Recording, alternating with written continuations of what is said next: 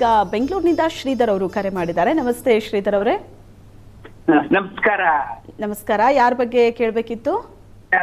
ಮಗನ್ ಬಗ್ಗೆ ಕೇಳಬೇಕಾಗಿತ್ತು. Date of ಬರ್ತ್ ಹೇಳಿ. 15/10/1978. 1978. 1978. ಓಕೆ. ಟೈಮು 3 ಕಾಲ್ಗೆ. ಮಧ್ಯಾಹ್ನನಾ ಅಥವಾ ಮಧ್ಯಾಹ್ನ? ಓಕೆ. ಏನ್ ಪ್ರಶ್ನೆ ಕೇಳಬೇಕಿತ್ತು ಮಗನ ಬಗ್ಗೆ? ಅದೇ ಅವರು ಕೆಲಸದ ಬಗ್ಗೆ ಸ್ವಲ್ಪ ಕೇಳಬೇಕಾಗಿತ್ತು. ಕೆಲಸದ ಬಗ್ಗೆ ಮಾತಾಡಿ ಶಾಸ್ತ್ರಿಗಳ ಹತ್ರ. ನಮಸ್ಕಾರ. ನಮಸ್ಕಾರ. ನಮಸ್ಕಾರ ಶಾಸ್ತ್ರಿಗಳಿಗೆ. ನಮಸ್ಕಾರ. ಗೊತ್ತಾಯ್ತು, ತಮ್ಮ ಮಗನ ಕೆಲಸದ ಬಗ್ಗೆ ತಾವು ಕೇಳಿದ್ರಿ ಅಲ್ವಾ? ಈಗ ರವಿದಶೆಯಲ್ಲಿ ಅವರಿಗೆ ಈ ಬುಧನ ಒಂದು ಕಾಲ ನಡೀತಾ ಇದೆ. ರವಿದಶೆಯಲ್ಲಿ ಬುಧ ಭುಕ್ತಿ ನಡೀತಾ, ಒಂದು ನಿಮಿಷ. ರವಿದಶೆಯಲ್ಲಿ ಅವರಿಗೆ ಈಗ ಬುಧನ ಭುಕ್ತಿ ನಡೀತಾ ಇದೆ. ಬುಧ ಇವರ ಜಾತಕದಲ್ಲಿ ಮಿತ್ರಕ್ಷೇತ್ರದಲ್ಲಿ ಇದ್ದಾನೆ, ಆದರೆ ಅವನು ಅಷ್ಟಮಾಧಿಪತಿ, ದುಸ್ಥಾನದ ಅಧಿಪತಿ ಆಗಿಬಿಟ್ಟಿದ್ದಾನೆ. ಈ ಕಾರಣದಿಂದಾಗಿ ಸ್ವಲ್ಪ ಎಚ್ಚರಿಕೆ ಬೇಕು. ಆದರೆ ಅದು ಮಿತ್ರಕ್ಷೇತ್ರ, ಗಾಬರಿ ಮಾಡ್ಕೋಬೇಡಿ. ಮತ್ತು ಇವರ ರಾಶಿಯಿಂದ ಕರ್ಮಸ್ಥಾನದ ಅಧಿಪತಿ ಗುರುವಾಗಿದ್ದು ಗುರುವಿನ ದೃಷ್ಟಿ ಕರ್ಮಸ್ಥಾನಕ್ಕೆ ಇದೆ. ಹೀಗಾಗಿ ಆತಂಕ ಬೇಡ.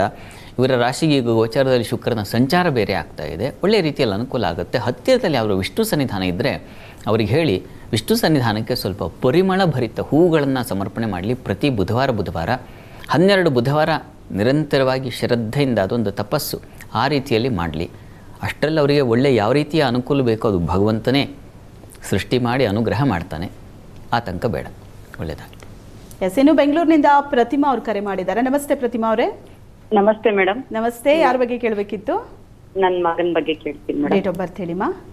27/8/2014 ಬೆಳಿಗ್ಗೆ 6:30. ಓಕೆ. 27/8/2014 ಬೆಳಿಗ್ಗೆ 6:30. ಏನ್ ಪ್ರಶ್ನೆ? ಮೊದ್ಲು ಎಜುಕೇಶನ್ ಅಲ್ಲೆಲ್ಲ ಚೆನ್ನಾಗಿತ್ತು ಮೇಡಮ್. ಇವಾಗ ಸ್ವಲ್ಪ ಕಮ್ಮಿ ಆಗಿದೆ. ಅನ್ನೆಸೆಸರಿ ಕಂಪ್ಲೇಂಟ್ಸ್ ಕ್ಲಾಸ್ ಇಂದ. ಅದಕ್ಕೆ ಮುಂದೆ ವಿದ್ಯಾಭ್ಯಾಸ ಹಾಗೂ ಮುಂದಿನ ಭವಿಷ್ಯ ಮಾತಾಡಿ ಶಾಸ್ತ್ರಗಳ ಹತ್ರ. ಹೌದು. ನಮಸ್ಕಾರ. ನಮಸ್ತೆ. ನಮಸ್ಕಾರ. ನಮಸ್ಕಾರ. ತಮಗೆ ಗಾಬರಿ ಮಾಡ್ಕೊಳ್ಳೋ ಅವಶ್ಯಕತೆ ಇಲ್ಲ. ಗಾಬರಿ ಮಾಡ್ಕೋಬೇಡಿ. ಅದು ಏನಾಗಿದೆ ಈಗ ನೋಡಿ, ಗುರುವಿನ ಭುಕ್ತಿ ನಡೀತಾ ಇದೆ. ಚಂದ್ರದಶೆಯಲ್ಲಿ ಗುರು ಭುಕ್ತಿ ನಡೀತಾ ಇದೆ. ಸೆಪ್ಟೆಂಬರ್ವರೆಗೆ ನಡೆಯುತ್ತಿದ್ದು. ಆಯಿತಾ? ಗುರು ಏನಾಗಿದ್ದಾನೆ, ವ್ಯಯಸ್ಥಾನದಲ್ಲಿದ್ದಾನೆ ಜಾತಕದಲ್ಲಿ. ವ್ಯಯದಲ್ಲಿದ್ದಾಗ ಏನಾಗುತ್ತೆ, ಸ್ವಲ್ಪ ಮಟ್ಟಿಗೆ ಸಹಜ ಯಾವುದು ಲಾಭವಾಗಿ ಬರ್ತಾ ಇದೆ ಅಂದರೆ ವಿದ್ಯೆಯ ಸಂಪನ್ನ ಆಗ್ತಾ ಇತ್ತು ಅದು ಹ್ರಾಸ ಅಂದರೆ ಕಳೆದು ಹೋಗ್ತಕ್ಕಂತಹ ಸಾಧ್ಯತೆ, ಲಾಸ್ ಆಗ್ತಕ್ಕಂಥ ಸಾಧ್ಯತೆ ಸೂಚಿಸ್ತಾ ಇದೆ. ಆತಂಕ ಬೇಡ. ಹತ್ತಿರದಲ್ಲಿ ಯಾವುದಾದ್ರು ದತ್ತಾತ್ರೇಯ ಸನ್ನಿಧಾನ ಇದ್ದರೆ, ದತ್ತಾತ್ರೇಯ ದೇವಸ್ಥಾನ ಇದ್ದರೆ ತುಂಬ ಒಳ್ಳೆಯದು. ಅಥವಾ ಹತ್ತಿರದಲ್ಲಿ ಯಾವುದೇ ಗುರುಮಂದಿರ ಇದ್ದರೆ ಅಲ್ಲಿಗೆ ಜೇನಿನಿಂದ ಅಭಿಷೇಕ ಮಾಡಿಸಿ ಜೇನನ್ನು ಪ್ರಸಾದ ಕೊಡಿ. ಅದು ತುಂಬ ಸಹಾಯವಾಗುತ್ತೆ. ಪ್ರತಿ ಗುರುವಾರ ಇದನ್ನು ಮಾಡಲಿ. ಸೆಪ್ಟೆಂಬರ್ವರೆಗೆ ಮಾಡಿ. ಆಮೇಲೆ ಶನೈಶ್ಚರ ಶುರುವಾಗುತ್ತೆ. ಶನೈಶ್ಚರ ಉಚ್ಚಸ್ಥಾನದಲ್ಲಿದ್ದಾನೆ, ಸರಿ ಹೋಗುತ್ತೆ. ಬಲಿಷ್ಠವಾದ ಪಾಪಗ್ರಹ ಬಲಿಷ್ಠ ಸ್ಥಾನದಲ್ಲಿದ್ದರೆ ಅದು ತೊಂದರೆ ಮಾಡಲ್ಲ, ಒಳ್ಳೆಯದನ್ನೇ ಮಾಡುತ್ತೆ. ಹೀಗಾಗಿ ಅಲ್ಲಿಂದ ಬುದ್ಧಿ ಬದಲಾಗುತ್ತೆ. ಆತಂಕ ಬೇಡ. ಹೀಗಾಗಿ ಗುರುವಿನ ಸನ್ನಿಧಾನದಲ್ಲಿ ಜೇನಿನ ಅಭಿಷೇಕ ಮಾಡಿಸಿ ಅದನ್ನು ತಿನ್ನಿಸೋದು, ಪ್ರಸಾದ ತಿನ್ನಿಸೋದು. ಹಾಗೆ ಮಾಡ್ತಾ ಬನ್ನಿ. ಸೆಪ್ಟೆಂಬರ್ವರೆಗೆ ಮಾಡಿ. ಅನುಕೂಲ ಆಗುತ್ತೆ. ಗಾಬರಿ ಬೇಡ. ಒಳ್ಳೆಯದಾಗಲಿ.